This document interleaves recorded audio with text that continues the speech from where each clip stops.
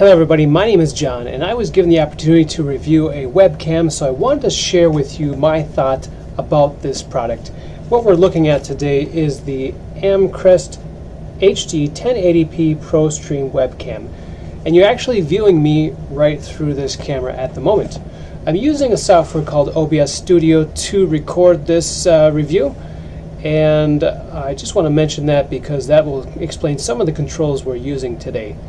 Now, what I'm going to do in order to review this is compare this camera to the webcam that I've been used to using for the past several years, which happens to be a Logitech camera, and I'm going to show you a side-by-side comparison right now.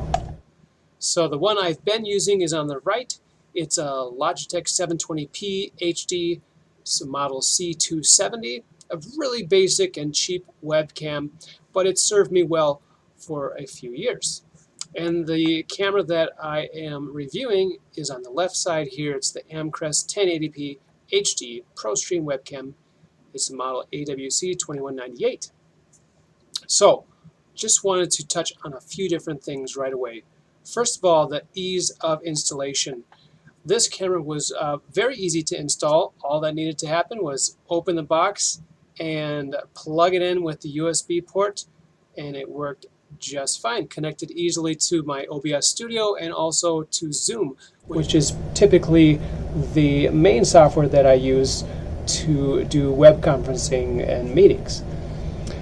A couple other things that I have noticed right away as I've been using this is, number one is the coloring seems to be off as I am looking at this compared to the Logitech. Now the Logitech, I'm pretty sure, is just set to factory defaults, and as well as the Amcrest. Now I was able to find that there's some video controls I'm able to access when using OBS Studio, and I'll show you that right here. So I was able to find, this is the default settings. If I go and adjust the saturation, I am able to reduce that red tint and get it looking a lot more natural. So then if I give you a side-by-side comparison, it's pretty close. I'm sure there's some other adjustments. I'm not too much of an expert in all of these different settings, so not exactly sure which ones I should be doing, but like I mentioned, saturation seemed to help quite a bit there. Another thing I'd like to point out is an obvious difference is just simply the field of view. And I'll mention here the Logitech seems to be, just beyond my shoulders, so pretty well, as what you would expect from a webcam, really kind of close up on the head of the person that is speaking, and that's pretty much what you want to communicate when you are talking to somebody on a web meeting. So the Amcrest has a much broader field of view. It's capturing a lot more in my office. In fact, it's capturing a lot more than I would want to capture. So I was looking for an option for how to maybe zoom or crop this image. Unfortunately, I didn't find anything in the software, and I wasn't able to find anything when I'm logged in through Zoom in how I can zoom in to the image. Of course, when I'm using OBS Studio, there's a lot more flexibility of what I can record. So I could, if I pre-record through OBS, I could, crop what I'm capturing. But that's typically not how I log in through a web meeting. So that's, to me, going to be one of the big downsides of this camera.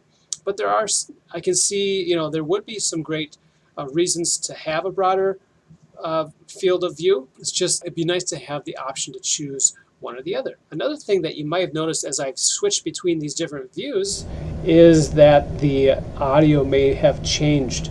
Hopefully it did. That's the way I've set it up to work. So here we should be hearing the Logitech audio. It might be a little bit quieter, but it's also drowning out some of the background noise. So there happens to be a fan vent in the ceiling above here that produces a lot of background noise, and it makes this office not the best place to do videos or web conferencing, but it works okay with this Logitech camera. If I go over to this Amcrest video camera, it seems to be a lot louder, but it's also capturing a lot more of that background noise. So That is not ideal, but yeah, maybe there's a way to adjust that. I didn't really find it though. Another thing I would like to point out is just the physical look of the camera. So I'm going to take one of these off of here and just turn it around and show you. So right now on the side, you're looking, here is the Logitech camera, and right here is the Amcrest camera. So it's a little bit larger, but it's fine. And then I'm going to point this one up. One of the things that I really like about this camera is that it has a place where you can mount it to a tripod.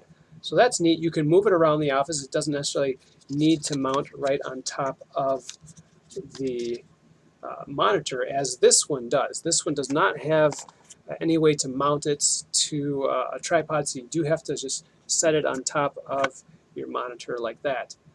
And so I'm just going to set this back here. Well, one other thing I'll mention here is this one has a light which indicates that it is on. This one here does not have any such light. So that I would say actually is another strike against it, unfortunately. I was really hopeful that I'd like a lot of things about this camera. I think obviously, you know, the fact that it's 1080p instead of 720p is a real bonus. You know, you're getting a clearer image, and the fact that it is a wider angle, you know, there's more that you can record. But there's a couple of things here that I'm not liking. Number one, that I can't zoom in or crop the image how I would like to see it. Number two, the coloring is off. I mean, I was able to adjust it, so that's okay. Number three would be there's no light indicator that I can see that tells me that the camera is on and that's recording or just streaming or whatever it might be, but it's on. So those are a couple of concerns. But anyways, that's my thoughts here on the Amcrest HD 1080p webcam. Hope this was helpful as you consider if this is a good camera for you to use, and I'll see you next time. Thanks so much. Take care.